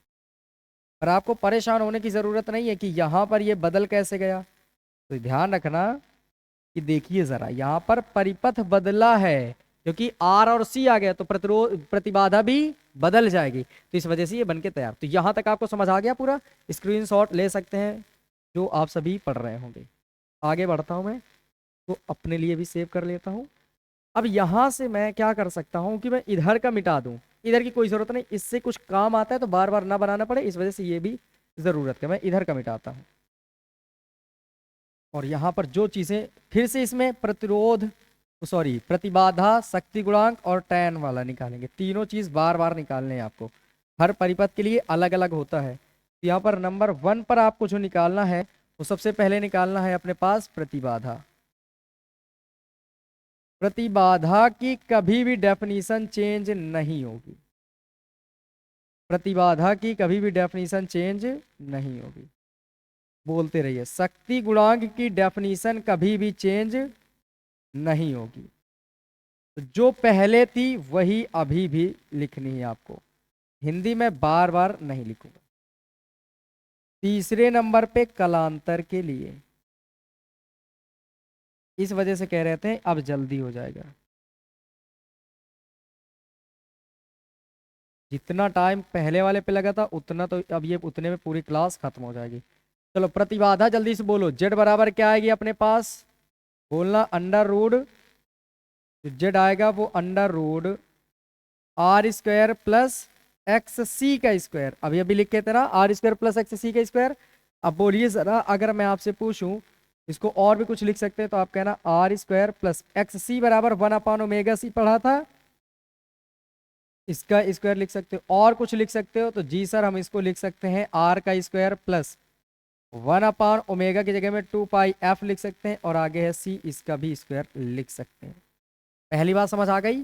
दूसरी बात क्या है, शक्ति गुणांक, कॉस फाई होता है शक्ति गुणांक, और वो क्या होता है आर बाई जेड। तो आर अपनी जगह में तो है ही, जेड की वैल्यू कितनी है बोलो, under root are square plus X C का स्क्वायर। बाकी ये चेंजमेंट करते जाओगे तो ये बदलता चला जाएगा, तो इस तरह से ये समझ जाना। कलांतर के लिए आ जाओ, इसमें टेन फाई निकालना है आपको। तो बताओ टेन फाई अगर मैं लिखूं, टेन फाई, तो लंब बटे आधार होता है कि नहीं। ये कलांतर कहाँ से निकाल रहे हैं, तो मैं एक एरो बनाता हूँ, इस ग्राफ से निकाल रहे हैं। तो बताओ एंगल के सामने की भुजा लंब होती है कि नहीं। समझो जरा, अगर मैंने कहा ये VC है तो ये भी VC होगा कि नहीं होगा, ये VC तो ये भी कितना होगा VC, और ये अगर VR है तो ये तो VR है ही ना। तो VC लंब और आधार VR, लंब की जगह में आ जाएगा VC, आधार की जगह में आ जाएगा VR। यहाँ से अगर आप तोड़ेंगे इसको तो आप पाएंगे कि ये टेन फाई बराबर VC मतलब I और XC है ना। क्यों, क्योंकि यहाँ पर प्रतिरोध नहीं, प्रेरण धारती प्रतिघात बन जाता है। नीचे क्या आ जाएगा बोलो IR। और मैंने क्या सिखाया था, ये कट जाएंगे, I से I कैंसिल हो जाएगा। यहां से आप समझ पा रहे होंगे कि जो अब बनेगा वो कितना बनेगा, बराबर में XC और बटे में R। टेन की पावर प्लस एक बराबर ये है, तो फाई अगर केवल निकालेंगे तो ये टेन की पावर माइनस एक, मतलब इधर इनवर्स बना देगा, और XC बटे में कितना आ जाएगा R। इस तरह से ये भी आप कर सकते हैं। देखो ये आसान लगा, पहले एक केवल पढ़ना थोड़ा सा कठिन होता है, अगर वो चीजें आपके समझ आने लगी तो बाकी तो सब उसी से बनते हैं, कर सकते हैं आसानी से। ये लो बना दिया, ये भी सेव कर लेता हूँ। इनकी डेफिनेशन लिखना ना भूलिएगा, जो सेम पीछे वही अभी भी। ठीक, ये पूरा खत्म, तो ये बन गया। नेक्स्ट बढ़ते हैं और उसको भी हल करते हैं।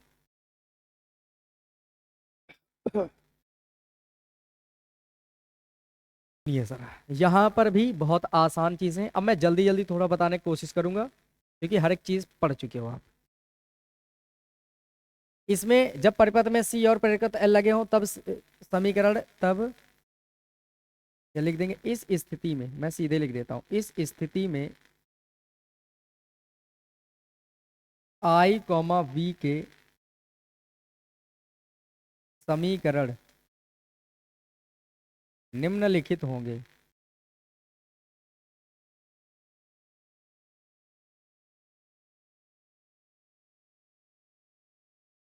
चलो लिखते हैं, समीकरण निम्नलिखित होंगे, पर कैसे होंगे वो आप जानेंगे।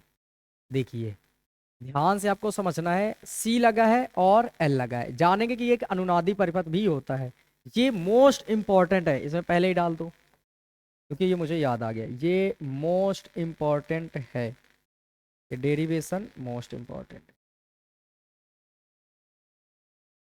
मोस्ट इंपॉर्टेंट डेरिवेशन होगा ये। अब समझते चलें इसमें क्या क्या आपको करना है। जो समीकरण बनेंगे ना, पहली बात तो I से ही स्टार्ट करना है, तो I बराबर बनेगा I not sine omega T. फिर इसके बाद VC बनाना है, क्यों, क्योंकि C लगा है, R तो लगा नहीं इस बार। तो पढ़ना आपको इसी से है। बताओ जब C लगा होता था, समझो जब C लगा हो तो धारा C से आगे होती थी, आगे होती थी ना, तो धारा आगे है मतलब वोल्टेज कहाँ होगा बोलो, पीछे होगा। जब परिपथ में C लगा होगा उस समय धारा आगे होती है तो वोल्टेज कहाँ होगा, पीछे होगा। तो अगर कितना आगे था π/2, तो वोल्टेज कितना पीछे होगा, π/2 पीछे होगा। तो जो VC की वैल्यू होगी वो V नॉट साइन, अब धारा से π/2 पीछा करना, तो ये ओमेगा टी तो है ही इसके पास, तो इससे ये कितना कम होगा, π/2। यहीं पर जब मैं VL की बात करता हूं तो बताओ जरा, जब परिपथ में प्रेरकत्व L लगा होता है उस समय जो अपने पास धारा होगी वो पीछे होती है। धारा कहाँ होती है, पीछे होती है। अगर धारा पीछे मतलब वोल्टेज आगे, तो आगे के लिए हम क्या करेंगे, V नॉट और साइन ओमेगा टी करेंगे, और इससे π/2 आगे करना है तो प्लस का क्या कर देंगे, π/2। समझ आ गई बातें। अब यहां से आप आसानी से हल कर सकते हैं, जरा देखिए अब कैसे हल करेंगे आप। सबसे पहली हेडलाइन आपको डालनी है परिपथ आरेख, नंबर 1 परिपथ आरेख।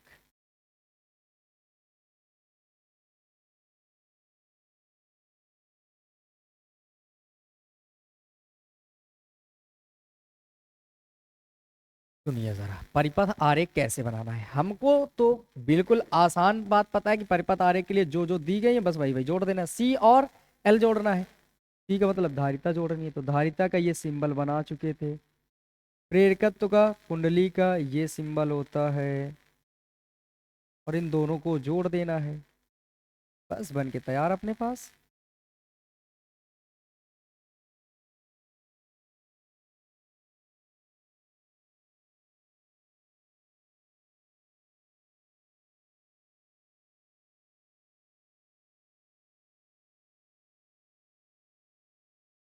ये बना दिया गया।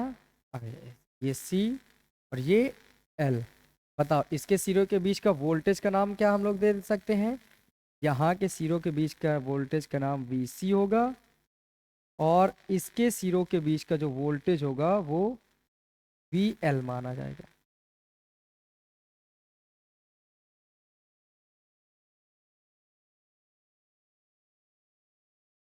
समझ जाएंगे। और यहाँ पर क्या लिखेंगे? परिणामी, मतलब वो बनेगा कुछ इस टाइप का ही, V बराबर V0 साइन ओमेगा टी। अब आगे सुनिए जरा, दूसरे नंबर पर एक चीज बन गई। दूसरे पर चलते हैं। यहां पर क्या बनाएंगे हम लोग? VI graph. VI graph.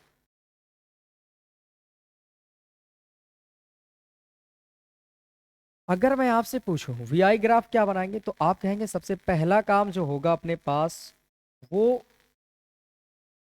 हमें याद रखना है कि एक लाइन खींचना सीधी। एक ये मैंने ऐसे खींची, और एक ये मैंने ऐसे खींची। ये टाइम की डायरेक्शन मैंने दिखा दी, ये O की डायरेक्शन दिखा दिया। इधर पॉजिटिव दिखा देता हूं मैं, और नीचे नेगेटिव दिखा देता हूँ। ये चीजें बन गई। अब यहाँ पर ध्यान से समझना है तो आप तुरंत बना लेंगे।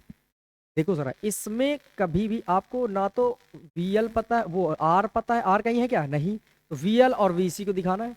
अब धारा I0 साइन ओमेगा टी है कि नहीं? तो मान लो ये धारा की डायरेक्शन है, रेड अलर्ट है, ये धारा की डायरेक्शन। ठीक है। अब एक बात समझो, इसी धारा को आधार मानते हुए आपको समझना है। कलर ये ले लेता हूँ, ये ले लो। बताओ, जो VC है धारा के अकॉर्डिंग पीछे है, कम है कि नहीं बताएं? देखो पीछे है ना, माइनस। तो धारा अगर ये डायरेक्शन, तो VC की वैल्यू इधर की ओर होगी, नीचे की ओर। तो ये डायरेक्शन जो होगी वो VC की होगी।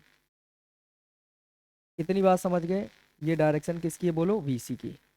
अब जो दूसरी डायरेक्शन बची वो किसकी बची है अपने पास, उसको भी देखते हैं। बताओ, VL धारा के हिसाब से आगे है ना π/2, तो धारा की डायरेक्शन ये, तो इससे आगे मतलब ऊपर की ओर, पॉजिटिव, तो ऊपर की ओर जाएंगे।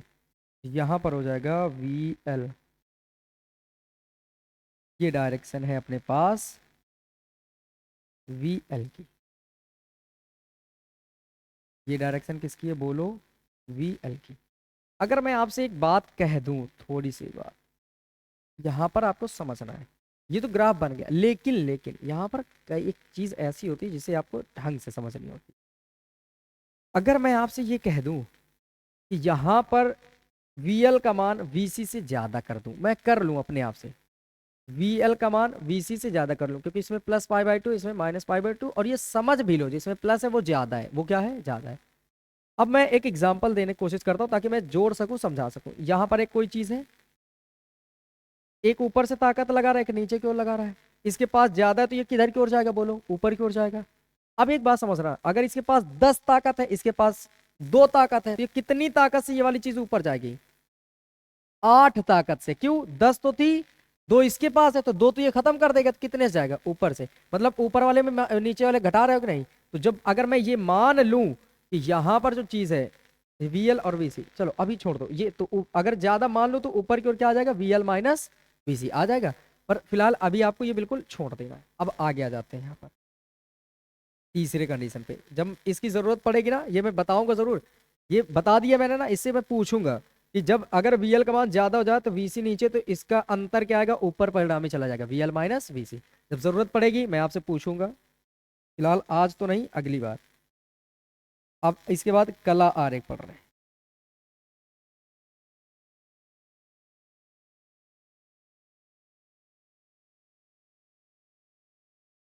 कला आरेख में भी सेम काम करना होता है हमें। वो सेम काम क्या है, एक लाइन खींचना। ये मैंने खींची एक लाइन। अरे, ये वीआई ग्राफ मैंने नहीं बनाया, ये कला आरेख है। चलो कोई बात नहीं, अब इसे मैं कला आरेख नाम दे देता हूँ और नीचे वीआई ग्राफ बना देता हूँ। कला आरेख, यही तो है कला आरेख। ये है कला आरेख। वीआई ग्राफ में तो लाइनें खींचते ना, वो जो ऐसे ऐसे डिजाइन वाली।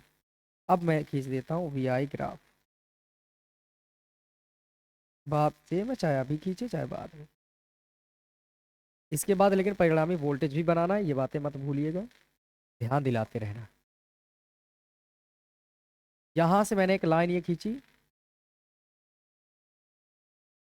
ये मैंने खींची एक लाइन, और एक खींची ये लाइन। ये टाइम की डायरेक्शन दिखा दी। अब यहाँ से आपको समझना है और बड़ा ही बढ़िया ये बनता है। एक बार और जरा मैं ये ओ नाम दे दूं, ऊपर पॉजिटिव लिख दूं और नीचे निगेटिव लिख दूं, और अब मैं समझाना शुरू कर दूं। देखो, अगर मैं आपसे पूछता हूं कि ध्यान से बताना आई की डायरेक्शन, ये साइन ओमेगा टी है, तो मान लो मैंने कहा कि ये जो ये मैं बना रहा हूं ये आई वाला बना रहा हूं, ग्रीन वाला किसका है, आई का। ये बना कुछ आई का ऐसे। अब यहां से आपको समझना है जरा, ये बन गया तो अब हम कोई कलर और लेते हैं और दूसरे से बनाते हैं। मैंने कहा ये आई की डायरेक्शन है।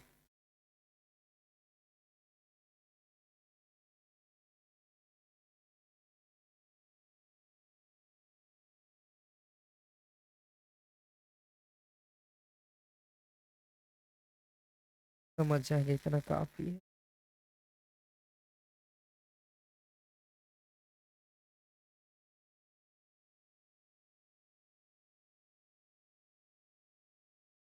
ठीक है, बन जाएगा, आप समझ जाएंगे, इतने में काफी है। सुनो जरा, यहां से अब दूसरी बात। अब हमें इसको देखना, वीसी बताओ, वीसी धारा के हिसाब से पाई बाई टू नीचे है ना, तो पहले तो यहाँ पाई पाई बाई टू कहाँ, ये सब लिखो, ये ये और ये। और ये गैप ना अपने हिसाब से बराबर रखना, यहाँ पर कम ज्यादा हो जाए तो उनके भी अपने आप से चक्र को याद रखना है, लगभग बराबर होने चाहिए।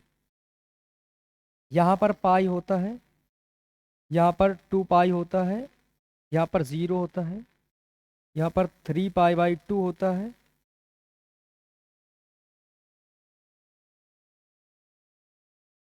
यहाँ पर पाई बाई 2 होता है। इतनी बातें सबको पता थी। अब बनाओ जरा। मैंने कहा आपको बनाना है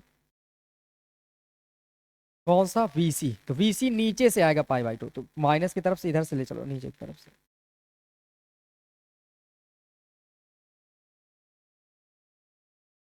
ये लो, पहुंचा दिया। ये बन गया वीसी का ग्राफ। अब ये किसका बनाना है, वी एल का। तो चलो वी एल का भी बना लेते हैं। वी एल का देखो, वी एल में प्लस है ना, तो ऊपर से चलेंगे, ऊपर से, और पाई बाई 2 से मैच करते हुए चलेंगे।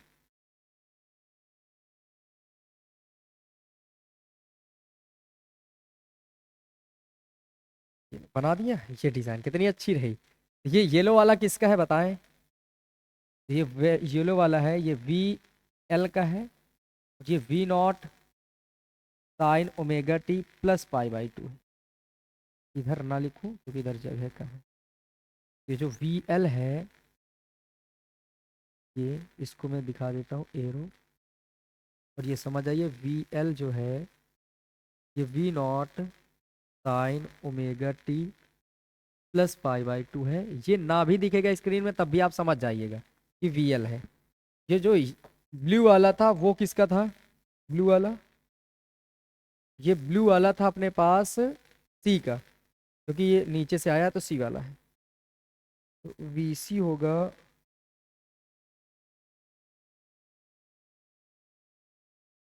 जो वी सी होगा वो वी नॉट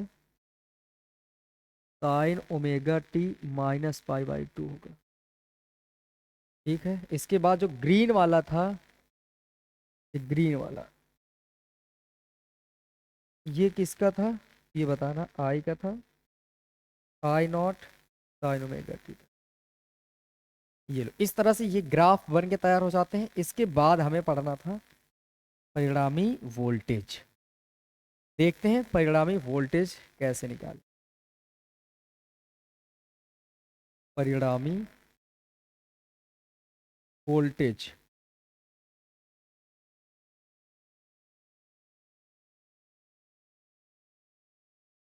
सुनिए जरा, परिणामी वोल्टेज के लिए फॉर्मूला सेम, बताओ क्या बनाएंगे। V बराबर under root we T square we l square plus 2 VC VL cos theta. भाई अब VC VL आ गए तो VC VL कर लेंगे, तो V बराबर क्या बन जाएगा अपने पास, अब तो सब लोग कर सकते हैं, VC का स्क्वायर VL का square plus 2 VC VL cos theta की वैल्यू आ जाएगी 180। कैसे, ये आंसर मैं आपको दे रहा हूँ।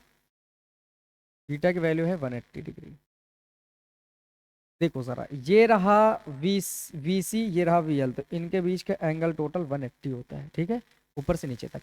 यहाँ पर कॉस 180 का मान जानते हैं आप, जानते होंगे, जरूर जानते होंगे। VC का स्क्वायर VL का स्क्वायर और प्लस 2 VC VL, ये अच्छा देखो जरा, चलो मैं लिख देता हूँ एक बार, 2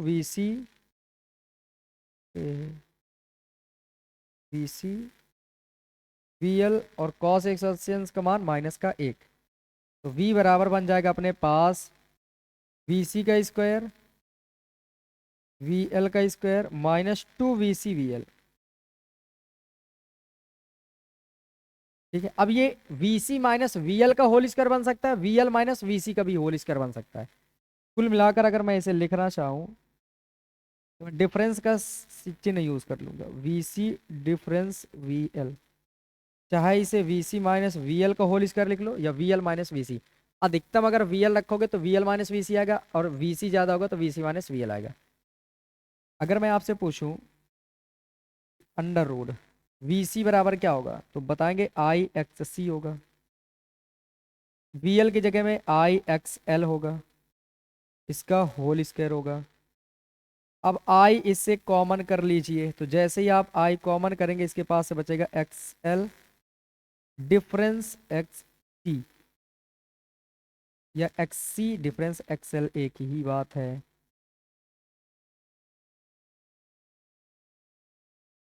अब यहां से इसका भी स्क्वायर करना होगा आपको, क्योंकि ये इसके अंदर ही था, होल स्क्वायर, तो I का भी स्क्वायर हो जाएगा, इसका भी स्क्वायर, तो V बराबर बन जाएगा अपने पास अंडर रूड I का स्क्वायर, अगर ये मतलब ब्रैकेट हटाएंगे तो इसका भी स्क्वायर, इसका भी स्क्वायर, XC का स्क्वायर डिफरेंस XL का स्क्वायर। अब ये I स्क्वायर से I बाहर आ जाएगा और I नीचे ले आओ सीधे, चलो एक बार लिख दो वरना कहीं गड़बड़ ना कर लो तुम लोग। XC डिफरेंस XL का होल स्क्वायर, ये I गुणे में नीचे आ जाएगा बटे में। तो अगर अब देखा जाए तो यहां से हम लोग ये कहेंगे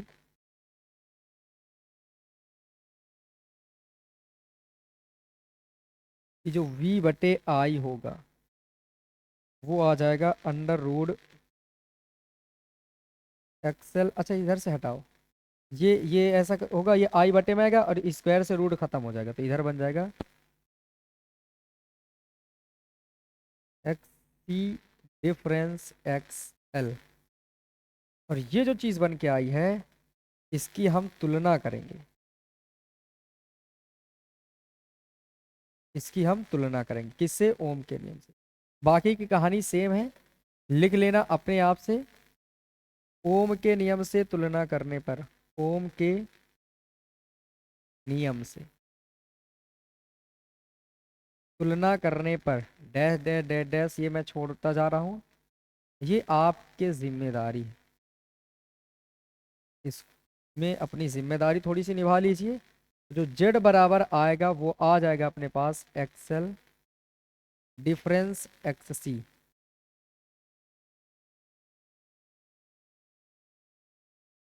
और अगर आप ये मान लें कि XL ग्रेटर देन है XC, तो फिर यहाँ XL माइनस XC आ जाएगा। इस तरह से ये इतना कंप्लीट हो जाता है, आप स्क्रीनशॉट ले सकते हैं, ये पीछे की ही तरह है। अब ये काम करते रहेंगे, आगे बढ़िए। और ये सब मैंने गड़बड़ कर, चलो ठीक है काट दिया, चलो दोबारा लिख देता हूँ। अच्छा उतना तो मुझे याद ही है। लिख दूंगा यूं ही।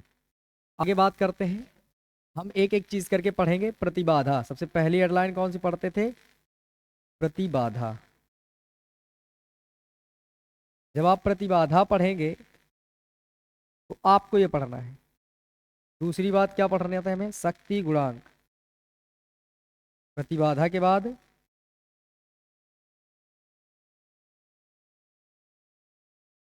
शक्ति गुणांक। और कलांतर की बात अभी छोड़ दो, क्योंकि इसमें अभी एक ये पढ़ेंगे आप, ये अनुनादी परिपथ है, वहां फिर मैं बता दूंगा। प्रतिबाधा को हम जेड से डिनोट करेंगे, और जो जेड की वैल्यू आई थी इसमें वो एक्सएल डिफरेंस एक्ससी के बराबर आती है। इन्हीं में से जेड बराबर आप लिख सकते हो बराबर करके, इसी आगे क्या होगा,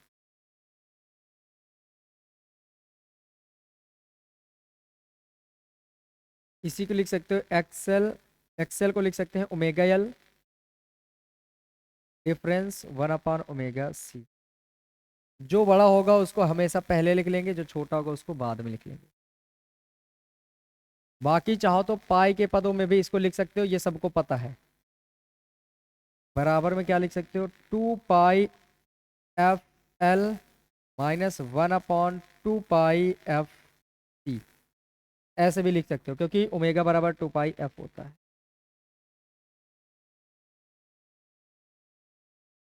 ये लो।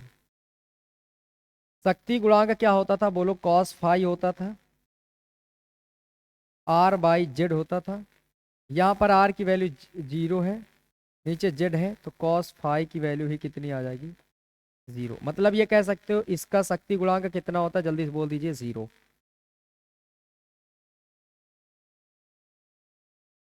ये बहुत काम की बात है। अब इसके आगे जो हम बताएंगे वो आपको कल बताएंगे, यहाँ तक आपको बताना था।